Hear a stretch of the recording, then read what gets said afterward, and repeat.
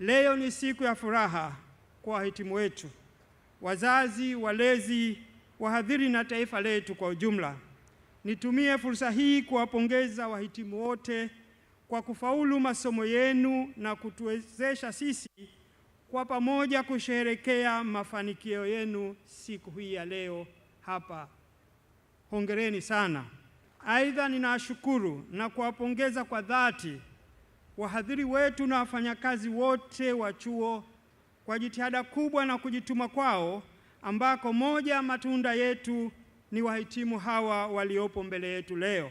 Wageni walikwa, ndugu wahitimu, mabibi na mabwana, mwenyekiti wa baraza la uongozi wa chuo na pia mkuu wa chuo ameeleza hapa kuhusu malengo makubwa ya chuo kama yalivyoainishwa katika mpango mkakati wa 4 wa miaka mitano 2020-2021 mpaka 2025-2026 pamoja na utekelezaji wa shughuli za chuo.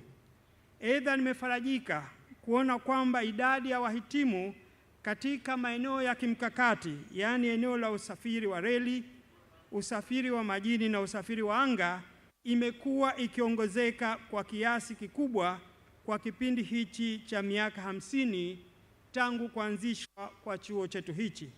Hii inaendana na uwekezaji mkubwa unaofanywa na serikali yetu kwenye eneo la miundombinu ya usafiri na usafirishaji. Idadi hii ya wahitimu na uboreshaji wa miundombinu ikiwemo majengo na barabara za ndani ya chuo ni ushahidi tosha wa juhudi kubwa za serikali ya awamu ya 6 chini ya uongozi mahiri wa Mheshimiwa Dr. Samia Suluhu Hassan, Rais wa Jamhuri ya Muungano wa Tanzania, kuhakikisha tunakuwa na chuo bora na wataalamu wa kutosha na wataalamu bora katika sekta ya uchukuzi na sekta ya usafirishaji. Pamoja na juhudi hizi kubwa mnazozifanya, ninatoa wito kwa uongozi wa chuo kuendelea kuwa bunifu na kufanya kazi, na mimi na underline word wa bunifu na kufanya kazi kwa bidii na kuwekeza kwenye teknolojia ili kuendana na kasi ya mabadiliko ya teknolojia duniani na kukifanya chuo chetu kuendelea kuwa mahala sahihi kwa ajili ya kuendelea kuandaa wataalamu katika sekta ya uchukuzi na sekta ya usafirishaji.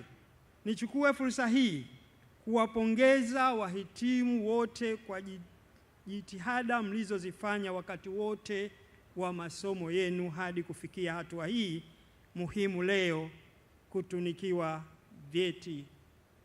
Naamini mlikuwa mnafanya kazi usiku na mchana. Leo mtasimama mbele yetu, tutawapa vyeti. Hii ni jambo kubwa na tunaendelea kuwapongeza sana.